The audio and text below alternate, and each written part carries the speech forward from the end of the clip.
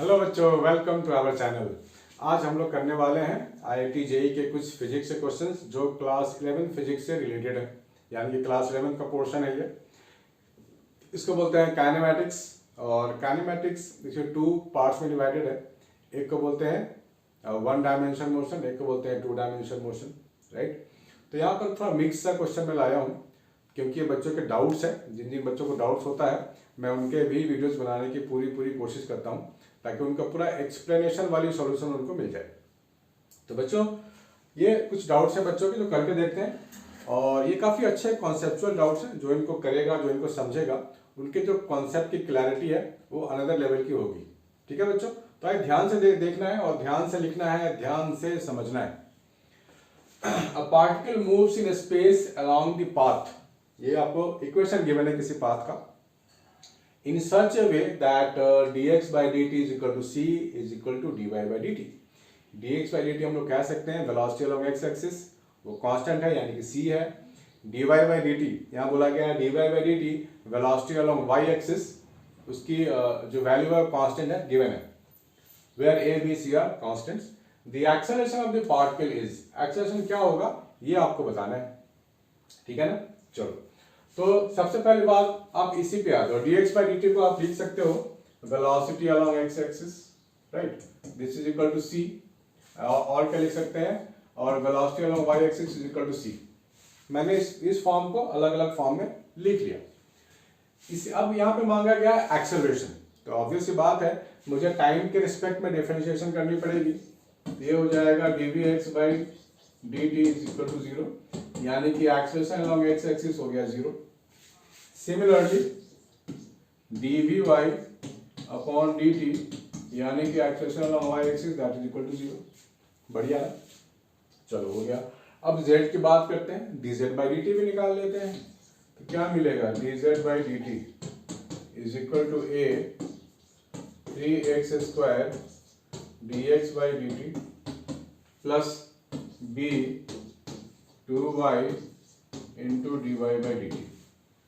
ठीक, ये मिल गया मुझे। तो इसको क्या बोलेंगे, इसको बोलेंगे वेलोसिटी अलोंग z एक्सिस। और इसको सिंपलीफाई कर लेते हैं, dx by dt को क्या बोलेंगे, c बोलेंगे। dx by dt तो c की वैल्यू है, यहाँ c डाल देते हैं। चलो यहाँ c डाल देते हैं, और dy by dt की जगह भी c डाल देते हैं। This is c, this is also c। इसको आप फिर से डिफरेंशिएट करो ताकि आप एक्सेलरेशन तक पहुंच पाओ, राइट। तो इसको फिर से डिफरेंशिएट करेंगे तो क्या हो जाएगा, acceleration along z axis, this is 3ac into 2x into dx by dt, ठीक है ना, 2bc into dy by dt। तो dx by dt फिर से c लिखना पड़ेगा मुझे, और dy by dt भी c लिखना पड़ेगा मुझे। तो मैं क्या करूंगा, dx by dt को आप c लिख लो, dy by dt को भी आप c लिख लो। तो ये c हो गया, और यहाँ पे c का स्क्वायर हो गया। ठीक है, तो ये क्या हो जाएगा, 3 into 2 6a c square x plus 2bc square. ये z वाला एक्सेलरेशन है। बाकी एक्सेलरेशन देखो, टोटल एक्सेलरेशन कैसे लिखते हैं, टोटल अगर वेक्टर फॉर्म में लिखना होगा एक्सेलरेशन तो क्या लिखेंगे, ax I cap, ay j cap, az k cap, यही लिखेंगे। लेकिन ax और ay तो जीरो है, ये भी जीरो है, ये भी जीरो है, सिर्फ az इंटू k कैप लिख सकते हैं। तो az तो ये हो गया, इसको आप k कैप यहाँ ऐसे लगा दो। आपको दिख रहा है, मैं जरा नीचे चला गया, ओके फाइन। तो मुझे क्या मिल गया, 6ac square x plus 2bc square, यानी कि first option. So we are getting the first option. तो फर्स्ट ऑप्शन हमारा आंसर हो गया। ठीक है बच्चों, इसको नोट करो, फिर और भी बहुत सारे डाउट करने हैं, अभी जाना नहीं है, और अच्छे से नोट करना है, अच्छे से समझना है, लिख लो।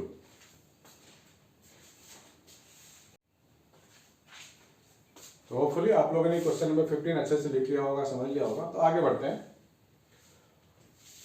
क्वेश्चन नंबर 8 करते हैं। ठीक है, क्वेश्चन नंबर 8 करते हैं। ये भी आसान है, रिलेटिव वेलोसिटी का क्वेश्चन है। जिन बच्चों ने रिलेटिव वेलोसिटी का बेसिक्स नहीं किया है वो मेरे बेसिक्स वाले वीडियो देख सकते हैं, आपको काफी हेल्प होगी इस क्वेश्चन को अटेम्प्ट करने में। A glass window screen whose inclination with the vertical can be changed is mounted on A car. Windshield, मान लो ऐसा कुछ, विंडशील्ड तो कैसा होता है, ऐसा होता है ना, कार अगर ऐसा हो तो झुका हुआ होता है। The car moves horizontally with a speed of 2 meter per second. At what angle alpha with the vertical should the wind screen be placed so that the raindrops falling vertically downward with velocity 6 meter per second strikes the wind screen perpendicularly? मान लो ये आपका wind screen है, suppose this is the wind screen, है ना। The car moves horizontally with the speed of 2 meter per second. मान लो car ऐसे जा रही है 2 meter per second, velocity of car 2 meter per second, और ये वर्टिकल के साथ एंगल अल्फा होगा, this is alpha, so that the rain drops falling vertically, rain drops falling vertically, ये हो गया rain drops falling vertically downward with velocity of 6 meter per second strike the wind screen perpendicularly, ठीक है ना, perpendicularly. ये velocity of rain है, और velocity of rain with respect to car ये ले सकते हैं हम लोग, velocity of rain with respect to car perpendicularly आपको लेना पड़ेगा, क्योंकि इसमें कह रहा है परपेंडिकुलरली। तो ये अल्फा है, ठीक है ना, ये विंड स्क्रीन है और कार ऐसे जा रही है, ठीक है ना, ऐसे ऐसे भी ले सकते हो, कोई फर्क नहीं पड़ता। तो वेलोसिटी तो ऐसे है विंड, लेकिन कार के लिए with respect to car velocity is perpendicular to the surface. तो आप यहां पर ऐसे दिखाओ, ये परपेंडिकुलर ऐसे दिखाओ 90 degree. Velocity of rain with respect to car, ये अल्फा है, ये 90 माइनस अल्फा है, तो ये भी अल्फा हो जाएगा, ठीक ना, ओके। और ये है वेलोसिटी ऑफ कार। तो सबसे आसान तरीका है सॉल्व करने का कि अगर आप वी आर को बेंड करते हो इधर, तो क्या मिलेगा, वी आर कॉस अल्फा मिलेगा, ठीक है ना, और इधर क्या मिलेगा, वी आर साइन अल्फा मिलेगा। सिमिलरली अगर आप वीसी को बेंड करते हो, ये एक्सटेंड कर दिया, ये 90 माइनस अल्फा है, ये मिल जाएगा वीसी साइन अल्फा, ठीक है ना। देखो कहने का मतलब ये है कि मैंने दो कंपोनेंट इधर कार के विंडशील्ड के अलावा इसलिए लिया है क्योंकि एक पॉइंट पे अब कार विंड की दो वेलोसिटी तो हो नहीं सकती, वेलोसिटी तो एक ही होगी ना। एक पॉइंट की बात करें तो वेलोसिटी तो एक ही होगी। तो मैंने क्या किया, इसका एक वेलोसिटी ले लिया विंडशील्ड की तरफ, और वीसी यानी वेलोसिटी ऑफ कार की वेलोसिटी में ले लिया विंडशील्ड की तरफ, ऐसा। तो एक पॉइंट पे दो वेलोसिटी नहीं हो सकती, इसका मतलब है कि ये जो दोनों वेलोसिटीज हैं दोनों को सेम इक्वेट करो, इक्वल इक्वेट करो। Vc sin alpha is equal to V R cos alpha, ठीक। और क्या लिख सकते हैं, sine alpha upon cos alpha is equal to V R upon V C. Sine alpha upon cos alpha क्या हो जाएगा, टैन अल्फा हो जाएगा। V R velocity of rain तो गिवन है हमारे को 6 मीटर पर सेकेंड, और वेलोसिटी ऑफ कार 2 है, ठीक है ना। तो ये मेरे को मिल जाएगा tan alpha is equal to 3, that means alpha is equal to tan inverse 3, है ना। ऑप्शन बी आपको मिल गया आंसर, ठीक है बच्चों। तो इसको आप लोग नोट कर लो, और तो कभी भी कोई डाउट होता है आपको तो आप कमेंट सेक्शन में जाके अपना डाउट मुझे बता सकते हो, या व्हाट्सएप कर सकते हो, फोन भी कर सकते हो, ठीक है बच्चों। इसको नोट कर लो, फिर आगे बढ़ते हैं।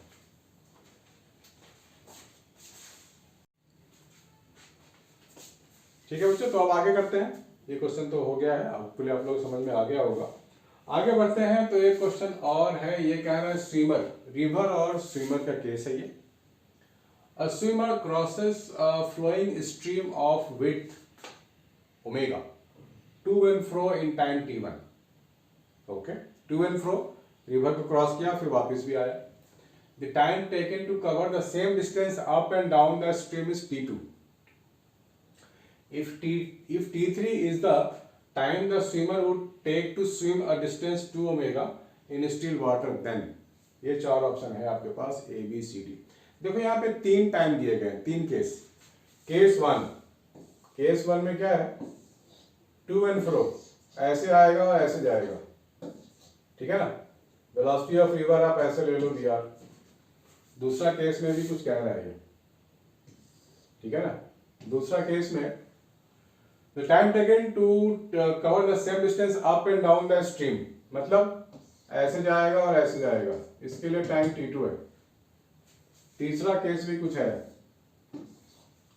If t3 is the time the swimmer would take to swim a distance 2 omega in still water, water still है, ठीक है, स्विम कर रहा है वो, स्टिल वाटर है, तो ऐसे ही गया होगा, मान लो ऐसे आया होगा, या उसका उल्टा भी ले सकते हो, फर्क नहीं पड़ता। तो इसके लिए टाइम t3 है और डिस्टेंस 2 ओमेगा हो जाएगा, ओमेगा जाना ओमेगा, ये भी 2 ओमेगा हो जाएगा ना टोटल डिस्टेंस। चलो देखते हैं। तो आप मान लो u स्पीड, मान लो स्विमर की स्पीड है u, ठीक, swimmer crosses a flowing stream omega 2 and flow in time t1, मतलब एक पॉइंट A है, एक पॉइंट B है, उसको A से B जाना है और फिर B से A आना है, टू एंड फ्रो, यही होता है ना, टू एंड फ्रो, गया फिर वापस आया, उसके लिए टोटल टाइम क्या रहा है, t1 है, ठीक, गया और आया। तो एग्जैक्टली अगर वो ऐसे जाएगा तो उसका स्टार्ट तो ऐसे लेना पड़ेगा, दिस इज u, उसको ऐसे जाना पड़ेगा ना, ठीक है। मैं इसको अच्छे से ड्रॉ कर देता हूं, इसको अच्छे से ड्रॉ कर देता हूं, ये वैसा रिवर है, इसको A से B जाना है, तो ऐसे स्टार्ट लेगा u, ठीक है, ऐसे, इसको ऐसे ऐसे मिला दो, ऐसे करते थे हम लोग रिवर बोर्ड प्रॉब्लम में, जिसने बेसिक्स नहीं किया है कर सकता है, मैं लिंक यहाँ डाल दूंगा। और रिवर वेलोसिटी को मैं ऐसे यहाँ भी दिखा सकता हूँ vr, ठीक है, u ऐसे vr ऐसे, तब उसको रिजल्टेंट वेलोसिटी ये वाला मिलेगा, तभी वो क्रॉस कर पाएगा, है ना। चीजों को अच्छे से समझना है। अगर वो सीधा जाएगा, मान लो सीधा अटेम्प्ट करता है जाने का, तो रिवर फ्लो तो इधर है, तो वो थोड़ा बेंड होकर यहाँ कहीं पे लैंड करेगा, टू एंड फ्लो फिर नहीं हो पाएगा उसमें, तो इसको थोड़ा रिवर फ्लो के अगेंस्ट में ऐसे स्टार्ट लेना पड़ेगा, ताकि ये यहीं पे बी पे ही लैंड करे, ठीक है ना, इतना आपको समझना पड़ेगा बच्चों। तो u भी हो गया, ये v हो गया, और ये मिल गया रिजल्टेंट वाली वेलोसिटी। यानी क्या कर रहे हैं, एक राइट एंगल ट्राइंगल आप देख सकते हो ना, दिस इज v नेट, ठीक है। तो राइट एंगल ट्राइंगल का फंडा अगर आपको समझ में आता है तो पाइथागोरस भी तो लगा सकते हैं हम लोग, सीधा सीधा बात है। तो एक वेक्टर ऐसा, एक वेक्टर ऐसा, this is the resultant vector, so easy. तो अगर आप इसकी मैग्नीट्यूड चाहते हो, हमें तो v नेट से मैग्नीट्यूड चाहिए, तो मैग्नीट्यूड कैसे निकालेंगे, पाइथागोरस लगा ले, v नेट का a स्क्वायर प्लस vr का square is equal to u square, क्योंकि हाइपोटेन्यूज का जो लेंथ है वो u होगा यहाँ पर। तो ये जो v नेट आएगा वो कितना आ जाएगा, वो आ जाएगा under root u square minus vr का स्क्वायर, ठीक। इसी वेलोसिटी से वो क्रॉस करेगा, आएगा और जाएगा, क्योंकि हम केस 1 की बात कर रहे हैं, अभी तो हमने केस 2 और केस 3 देखा ही नहीं है। तो अगर इसके लिए काम करें तो क्या लिखेंगे, total time t1 is equal to total distance cover, देखो ओमेगा से जाएगा ओमेगा से आएगा, तो 2 ओमेगा हो गया distance, divide by speed, speed तो हमारे पास है u square minus river velocity का स्क्वायर, ठीक, ओके। अब इसकी बात करते हैं, ठीक है, इसको ये रहने दो, अब t2 के लिए काम करते हैं, t2 के लिए काम करते हैं। t2 में बोला गया है कि वो रिवर के अगेंस्ट और फ्लो, रिवर के साथ साथ और एक बार फिर वापस आएगा तो उसके अगेंस्ट हो जाएगा, तो टोटल टाइम गिवन है t2, ओमेगा जाएगा ओमेगा आएगा, ठीक। तो इसमें भी देखो, इसमें दो केस बनते हैं, रिवर के साथ जाएगा तो उसकी वेलोसिटी ऐड हो जाएगी, रिवर की वेलोसिटी भी ऐड हो जाएगी ना मैन के साथ, और अगेंस्ट, उसके अगेंस्ट में फ्लो करेगा तो वेलोसिटी माइनस हो जाएगा। तो क्या लिखेंगे हम लोग, t2 is equal to omega upon u plus vr plus omega upon u minus vr, ठीक, ये लिखते हैं। पहला केस हो गया, दूसरा केस हो गया, तीसरा में तो स्टिल वाटर है, तीसरा भी इसी के जैसा है, बस यहाँ पे vr को आप 0 कर दो, क्योंकि ये खुद कह रहा है वाटर इज स्टिल, रुका हुआ है, कोई फ्लो नहीं है रिवर में, तो लिखेंगे 2 ओमेगा अपॉन u। देखो ये 3 केस कर लिया हम लोगों ने, ठीक है बच्चों, ये 3 केस कर लिया।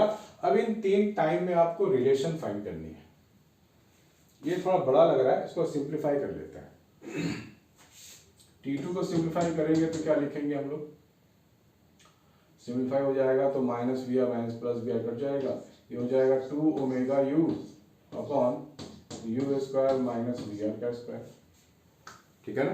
ओके, और यहाँ आ जाओ, यहाँ पे स्क्वायर लगा हुआ है, यहाँ पे स्क्वायर रूट लगा हुआ है, तो आप इस रूट को हटा देते हैं क्योंकि यहाँ कहीं भी रूट नहीं है, तो इसका स्क्वायर करते हैं, तो क्या मिल जाएगा 4 omega square upon u square minus v r का स्क्वायर, ठीक है ना, ये मिल गया, ये मिल गया। ओके, अब देखो इन दोनों में कोई रिलेशन आ रहा है और इन दोनों में कोई रिलेशन आ रहा है, कोई रिलेशन जरूर आएगा। यहाँ पर मुझे सिर्फ T1 T2 T3 चाहिए, ना U चाहिए, ना V चाहिए, ना ओमेगा चाहिए, तो हम लोग डिवाइड कर सकते हैं इसको डिवाइड कर दें, तो दोनों पे डिवाइड कर देंगे तो क्या मिलेगा, T1 स्क्वायर अपॉन T2 अगर कर दें डिवाइड, तो यहाँ पर बचेगा मेरे पास 2 ओमेगा U, ठीक है ना, 2 ओमेगा U बचेगा, और यहाँ पर 2 ओमेगा क्या लिख सकते हैं, U इंटू T3 लिख सकते हैं ना, 2 ओमेगा का मतलब U इंटू T3, 2 ओमेगा का मतलब U into T3,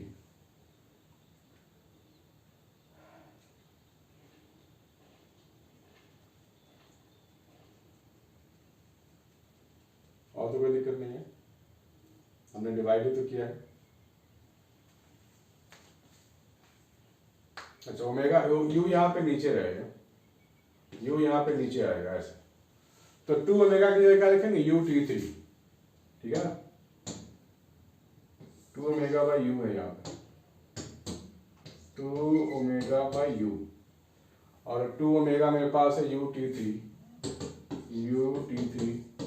on U, सो मेरे को मिल गया T1 square T2 into T3, T1 square हो गया T2 इंटू T3, यानी कि फर्स्ट ऑप्शन आपको मिल गया, ऑप्शन ए, ठीक है बच्चों, इसको थोड़ा नोट करो फिर आगे करते हैं।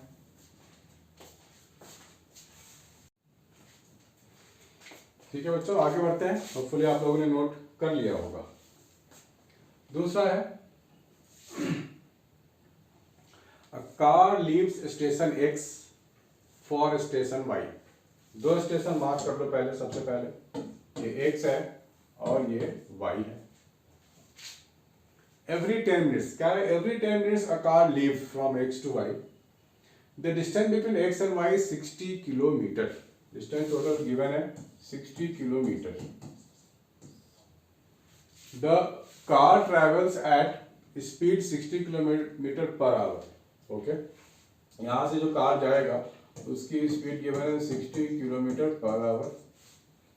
A man drives a car from Y towards X, यहाँ से भी एक कार ऐसे जाएगा, यहाँ से हर एक 10 मिनट में एक कार जाएगा, और इधर से भी एक कार जाएगा, that is at 60 kilometre per hour. If he starts at the moment when the first car leaves station X, जैसे यहाँ से निकला वैसे उसी टाइम ये भी यहाँ से निकला, यहाँ से निकलता ही रहेगा कार तो हर एक 10 मिनट में, लेकिन यहाँ से एक ही कार, यानी कि ऑब्जर्वर मान लो, आप इस कार में बैठे हो, आप ऑब्जर्व कर रहे हो। How many cars would you meet on route, इसको यहाँ से यहाँ आना है, तो इस जर्नी में कितने गाड़ियाँ, कितने कार इसको देखने को मिलेंगे, कितने गाड़ियों से इसकी मुलाकात होगी, ये आपको फाइंड करनी है। होता है ना, एक जगह से दूसरी जगह जा रहे हैं और सामने वाले से रोड पे कार पास होता जा रहा है, सो ये आपको काउंट किया आपको कितने कार इस ऑब्जर्वर को मिलेंगे। ठीक है बच्चे, तो सबसे पहले ध्यान देते हैं कि स्पीड डिस्टेंस कितना कितना है। देखो 10 मिनट से यहाँ मिनट नहीं चलेगा क्योंकि यहाँ पे आवर दो जगह आर है, तो 10 मिनट्स को भी आप आर में चेंज कर दो, 10 मिनट्स डिवाइड बाय 60, ये हो जाएगा 1/6 hour, 1/6 hour. A man drives a car from Y towards X at speed 60 km per hour. If he starts at the moment when the first car leaves X. तो पहले हम काम कर लेते हैं कि डिस्टेंस, टाइम कितना लगता है ना, टाइम कितना लगता है टोटल डिस्टेंस फाइंड करने में। तो सबसे पहले आपको सोचना पड़ेगा कि 60 किलोमीटर और इसको यहाँ तक पहुँचने में कितना टाइम लगेगा टोटल, इसको छोड़ दो कि कार बार निकल रहा है, इसको यहाँ से यहाँ तक पहुँचने में कितना टाइम लगेगा। स्पीड 60 किलोमीटर पर आवर है, डिस्टेंस 60 किलोमीटर तय करना है, तो टाइम तो 1 आवर हुआ। 1 आवर में ही will be reaching here. So इस 1 आवर की जर्नी में कितने कार इसको मिलेंगे, ठीक है ना। चलो देखते हैं। तो यहाँ जो टाइम गैप है 10 मिनट का गैप है, एक कार निकला उसके पीछे जो दूसरी कार जो जाएगा उसका क्या होगा 10 minute gap. 10 minute means 1/6 hour के बाद। तो distance between two consecutive cars क्या होगा, स्पीड इंटू टाइम, स्पीड तो फिक्स है 60, टाइम गैप है 1/6 आवर, तो 10 किलोमीटर। यानी कि एक जो कार निकली उसके पीछे जो कार जाएगी ना उसके बीच के डिस्टेंस 10 किलोमीटर है, उसके पीछे जो कार है उसके पीछे जो डिस्टेंस है वो भी 10 किलोमीटर है। तो 10 किलोमीटर पे ये डिस्टेंसेस आपके लिए मार्क करने पड़ेंगे दिमाग में, यहाँ तो पॉसिबल नहीं मार्क करना। 10 किलोमीटर का जो गैप है वो है यहाँ पे। और यहाँ से जो पहली कार जो निकलेगी उसके साथ इसको हम रिलेट कर सकते हैं, ठीक है, रिलेटिव वेलोसिटी का कॉन्सेप्ट लगा सकते हैं। जैसे यहां से पहली कार निकली वो भी उसी टाइम वहीं से स्टार्ट लिया तो अपोजिट है, तो रिलेटिव वेलोसिटी क्या लिखेंगे, velocity of y with respect to x, तो क्या हो जाएगा vy प्लस vx। अपोजिट के केस में तो रिलेटिव वेलोसिटीज आर एडेड। अगर आपने बेसिक नहीं किया है तो मैं लिंक डाल दूंगा, कृपया करके कर लीजिए। तो रिलेटिव वेलोसिटी कितना हो जाएगा 60 प्लस 60 120 किलोमीटर पर आवर, ठीक है। इस मोमेंट में, इसी मोमेंट में आप डिस्टेंस भी कितना लोगे 60 किलोमीटर लोगे, ठीक है ना। तो time is equal to distance upon speed, ठीक है। डिस्टेंस कितना है 60 है और स्पीड कितनी है 120 है, रिलेटिव स्पीड 120, तो ये हो जाएगा हाफ एन आवर।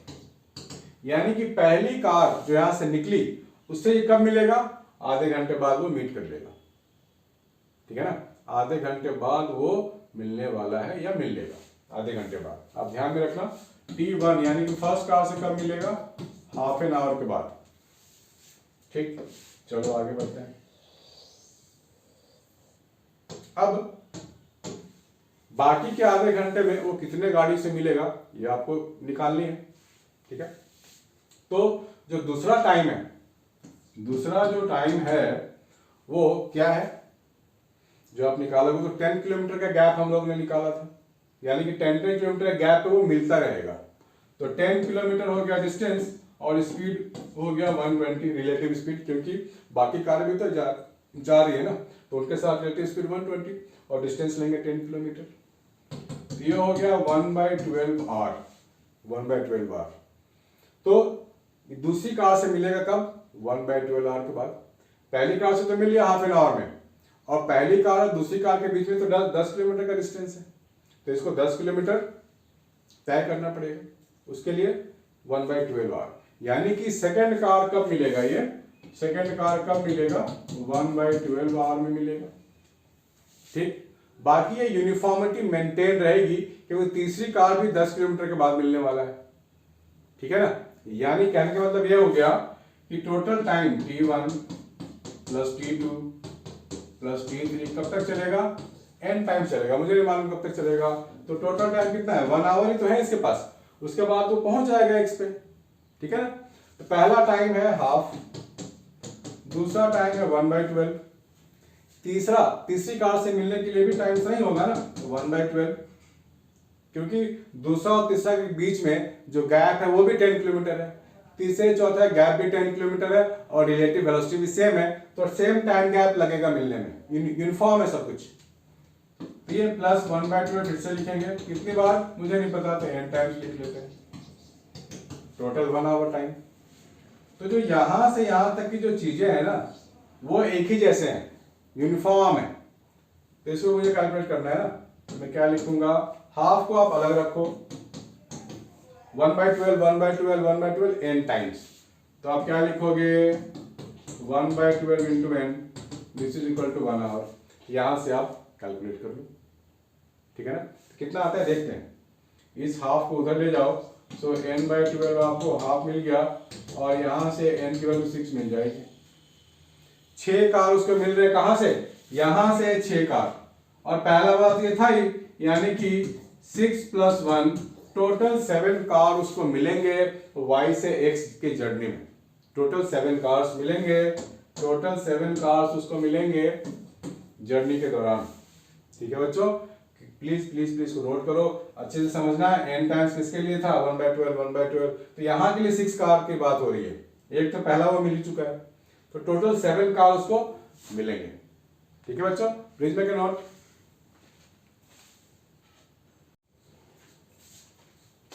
ये भी कर लेते हैं बच्चों, ये लास्ट क्वेश्चन है आज के डाउट सेशन का। तो देखते हैं क्या है इस क्वेश्चंस में, ध्यान से देखना, ध्यान से लिखना है, क्योंकि मजेदार क्वेश्चंस होते हैं ये सब। काइनेमैटिक्स तो बच्चों हलवा है, बस खा जाओ। 4 rods each of length L have been hinged to form a rhombus, इसको rhombus बना दिया गया है। Vertex A is fixed to a rigid support. Vertex C actually वहां पे होगा जो गिवन नहीं है, रिटन नहीं है, यहाँ पे होगा vertex C is being moved along the x-axis with a constant velocity v as shown in the figure. The rate at which vertex B is approaching the x-axis at the moment the rhombus is in the form of a square. ठीक है, the rate at which vertex B is approaching the x-axis, वो आपको find करनी है ना। जैसे इसको खींचेंगे तो ऐसे नीचे आएगा, B और D आपस में ऐसे अप्रोच करेंगे एक दूसरे को, स्क्वायर बन जाएगा, रोम्बस स्क्वायर बन जाएगा। तो बताइए कि B के नीचे आने की रेट क्या होगी, उसकी स्पीड क्या होगी, ये पूछ रहा है। ठीक है, चलो करते हैं स्टार्ट, कोई बात नहीं। हमारे पास ये डायग्राम है, हमारे पास ये डायग्राम है, this is x axis, this is C वाला point, this is A, this is B, this is D। ये मान लेते हैं चलो Y है, और ये मान लेते हैं x है। ठीक ना, ये अच्छा है कि x एक्सिस डिफाइन कर दिया इसने, अदरवाइज बच्चे कंफ्यूज होते हैं कि भाई करें कैसे। चलो कोई बात नहीं, इसी को x एक्सिस ले लिया। तो अब यहाँ पे पाइथागोरस भी तो लगा सकते हैं ना, डिस्टेंस L। देखो बच्चों, काइनेमैटिक्स को डील करने के लिए डिफरेंशिएशन आनी बहुत जरूरी है, बेसिक मैथमेटिकल टूल डिफरेंशिएशन आने बहुत। जो बच्चे क्लास 7 में हैं उनको डिफरेंशिएशन सीखनी चाहिए, जितनी जल्दी सीखे बहुत अच्छी बात है। नहीं सीखा है तो उसका भी लिंक मैं डाल दूंगा, आप देख लेना, सीख लेना। तो एक राइट एंगल ट्रायंगल पकड़ते हैं, दिस इज जो 90 डिग्री ना, this is right angle triangle, this one, ये वाला, ये y है, ये L है, ये x/2 होगा, ये भी x/2 होगा। यूनिफॉर्म डायग्राम है, यूनिफॉर्म चीजें हैं। तो पाइथागोरस लगा लेते हैं हम लोग। क्या लिखेंगे हम लोग, y² + x²/4 = L²। ठीक है, y² + x²/4 = L²। इसको आप करो डिफरेंशिएट, क्योंकि यहाँ पे वेलोसिटी की बातें हो रही हैं और यहाँ पे सब कुछ चेंजिंग है, वेरिएबल्स हैं। तो क्या मिल जाएगा, 2y dy/dt + 2x dx/dt = 0, ये मिला है मुझे। ठीक है ना, तो यहां पर 2y dy/dt, देखो वेलोसिटी v यहां गिवन है, किसके लिए, c के लिए। c is being moved along the x axis with a constant velocity v, तो dx/dt यहां पर v है, माइनस 2x/4 dx/dt की जगह मैं v लिख रहा हूं, dx/dt की मैंने v डाल दिया। अब होता क्या है ना, देखो b तो नीचे आ रहा है, यानी कि as time passes y decreases, जैसे जैसे टाइम पास होगा y की वैल्यू तो छोटी होगी ना, और x की वैल्यू बड़ी होगी। तो y की वैल्यू छोटी, x की वैल्यू बड़ी, यानी कि dy/dt में आप नेगेटिव लगा सकते हो, as time passes y decreases. तो आप ये माइनस का फैक्टर यहां से हटा सकते हो, 2 भी हट गया, तो dy/dt आपको क्या मिलेगा, x/4y मिलेगा। ठीक, तो हमारे को तो dy/dt ही चाहिए ना, b y से ही तो रिलेटेड है, dy/dt का मतलब velocity of point b coming down. अब ये स्क्वायर बनेगा, ये पूछा है कि the rate at which vertex b is approaching the x axis at the moment the rhombus is in the form of A square. जब स्क्वायर बनेगा तो क्या हो, स्क्वायर की प्रॉपर्टी क्या होती है, रोम्बस की प्रॉपर्टी क्या होती है, रोम्बस में जो दोनों डायगोनल होते हैं ना अलग अलग होते हैं लेंथ के, उनकी लेंथ अलग होती है। जैसे स्क्वायर बनेगा दोनों आपस में इक्वल हो जाएंगे, ये पूरा x और ये पूरा 2y, ये y लिया है तो ये भी तो y होगा, तो 2y is equal to x, ये किसके लिए होगा, स्क्वायर के लिए होगा बच्चों, इसी में इसका कॉन्सेप्ट छुपा है, ठीक है ना। हमें मालूम है स्क्वायर के दोनों डायगोनल बिल्कुल सेम होते हैं लेंथ में, लेंथ वाइज दे आर बिल्कुल सेम, तो हम क्या बोलेंगे y plus y, 2y is equal to x। तो यहां पर x की जगह आप डाल दो 2y,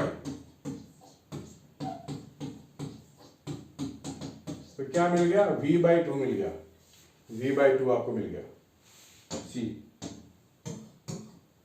मिल गया v/2। ठीक है बच्चों, तो आज के लिए इतना ही सेशन रहेगा। सारे डाउट्स मैंने बच्चों के वीडियोस बना दिए, आपके पास भी कोई डाउट है तो मुझे दीजिएगा, मैं जरूर वीडियो बनाऊंगा, और ताकि इस डाउट से सबको फायदा हो। बहुत सारे बच्चे प्रिपेयर हो रहे हैं जेईई के लिए, तो सबके लिए ये लेसन होगा, वो भी बहुत कुछ सीख सकते हैं। तो बच्चों आज के इतना ही, अगर आपको पसंद आया हो, समझ में आया हो, तो लाइक कॉमेंट शेयर जरूर करना। बाय बच्चों, टेक केयर।